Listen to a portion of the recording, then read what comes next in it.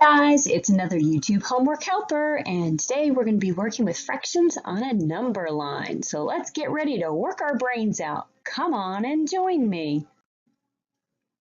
All right, this is the first thing we're going to need to do. When we come to a fraction line, we're going to look at it just like we would a shape, and it's divided into parts. So the first thing that we want to do is, I notice that I have a 0 here. I'm going to go to the very next line and I'm going to put a 1, 2, 3, 4, 5, 6, 7, and I'm going to put an 8 under here. Now I go backwards. This means that this line has been divided into 8 parts. So I'm going to go backwards and say, you know what? 8/8 is 1 whole. That's why it's divided into 8 parts, and that makes it that 1 whole.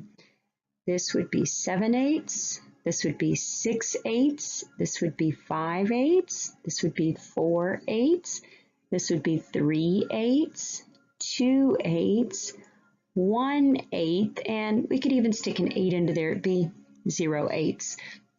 All right, now my question says, what fraction represents where the paper clip is on the line? So I now look at my paper clip and I say, oh, now I can see that very simply. The paper clip is on 7/8 of my line. All right, I have another one hidden underneath. What fraction represents where the phone is on the line? Now the cool thing about this is after I've listed everything underneath, all the fraction parts, now I can tell where everything is on the line. I hope you saw how I did that. We're going to do one more, watch me.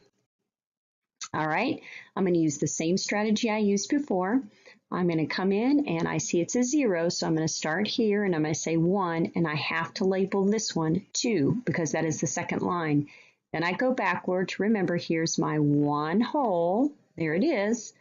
All right, this becomes a 2, and we can stick a 2 under there if we want to. That's not a problem. And of course, where is the ball represented on the line? It is 1/2. Or it is halfway between the 0 and the 1. These are fractions underneath the 1. That's why I'm always showing you where the 1 is first. All right, you watched me twice. Now let's see what you can do. All right, I want you to try this one. Pause it, come on back, and we'll check it. Okay, did you start out with the same strategy that I've been telling you? Numbering each of the lines, then going backwards. Remember, this is 1 whole. This becomes 3/4, 2/4, 1/4, and like I said, we can put a 4 there just to show that we've put it into all our parts. It's been divided into 4 parts. Okay, what fraction represents where the light bulb is? Did you get 2/4? I hope so. And my next question was, what fraction represents where the clock is? Now this one was tricky. This was actually 4/4 or 1 whole. All right, let's try another one. What fraction represents where the arrow is on the line? Pause it. Oh, and don't forget to do the bottom one. Pause it, do your work, and come on back and we'll check it. Okay, let's see. Did you do the very first strategy? 1, 2, 3, 4, 5, 6, 7, 8, 9, 10.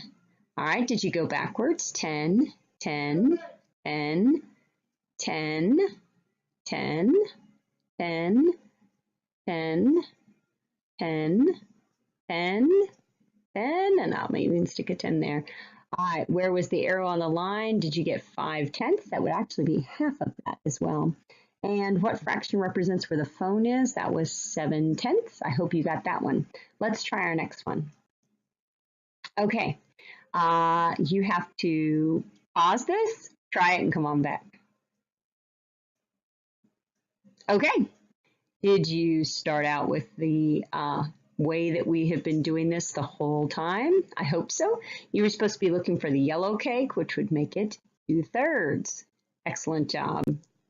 All right, you did it. Hopefully your brain's getting stronger as you keep practicing. I'm really proud of you.